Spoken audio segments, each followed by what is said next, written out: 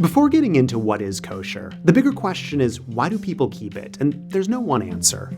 For some, it's simply, I'm an observant Jew, God commanded it in the Torah, so I do it. For others, it's, I grew up keeping kosher, and it's what I'm used to, what I'm comfortable with. It just feels Jewish. Or, what you consume matters, and eating should be a mindful experience. It makes the spiritual physical. Or even it makes me part of something bigger, my Jewish community.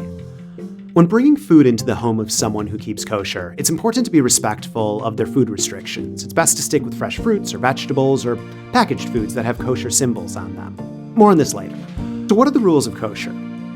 There are 3 basic rules. You can't eat some animals, the animals you do eat need to be slaughtered in a special way, and you can't combine milk and meat.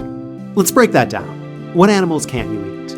Famously, of course, pork and shrimp and shellfish, but the Torah has a long list of animals, calling some of them clean and some of them unclean. You are what you eat. Pigs, they're out, cows, they're in, chickens, ducks, turkey, salmon, tuna, also in. Next, what is kosher slaughter? Well, it's called shlita, and there are lots of rules on how different animals need to be butchered and prepared, which we're going to skip. What's important to know is that because meat needs to be prepared in a special way, there's a labeling system. Certifying agencies, famously the OU, put their labels, their hechshers, on foods. If there's a hechsher on it, the meat, or any packaged food, is certified kosher. If not, it isn't. Some foods don't require hechshers, like fruits and veggies and others. Most food in a grocery store is not kosher. You may have to hunt around a bit for some products, or even go to a separate store to find things like kosher meat and wine. Finally, not combining milk and meat. Yes, this does mean no cheeseburgers, but it goes a bit beyond that. For instance, you can't use butter in mashed potatoes you're serving with turkey. Separating milk and meat is taken so seriously that some people wait an hour or 3 or even 6 between eating the two. In kashrut, food gets lumped into 2 main categories: milk and meat. If you're invited to a kosher meal, it will either be a milk meal or a meat meal that has dairy or one that has meat, not both. This is why kosher restaurants are either dairy restaurants or meat restaurants. Kosher kitchens at home generally have 2 sets of everything: dishes, pans, and sometimes, yes, even the kitchen sink.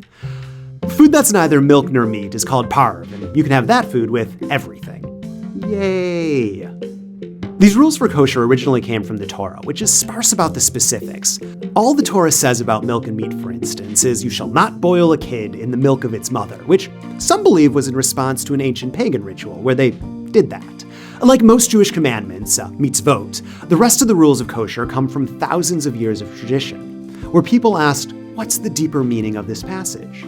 So the 3 basic kosher laws got extrapolated and evolved into the consensus Jews have today, that, by the way, is still evolving.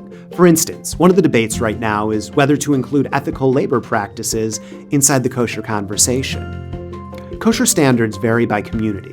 They look different in a Tel Aviv hotel and your grandma's kitchen, but the main motivation, making conscious holy choices every day, remains the same. And these shared kosher standards help to bring communities closer, through everything from potlucks to shiva calls to Shabbat dinners.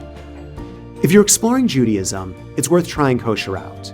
Maybe try it on for a week and see how it feels. Your best bet is hanging out with a friend or Jewish teacher who keeps kosher, and have some fun cooking parties. There's a bit of a learning curve, and if you didn't grow up with it, you're going to want more than a YouTube video. This is part of the Judaism 101 series. Click here to see the next video on Shabbat, and here if you want to donate and support the creation of more videos like this one. B'tei avon. That means bon appetit in Hebrew. Bon appetit means let's enjoy eating in French. That's beside the point. Have you donated yet?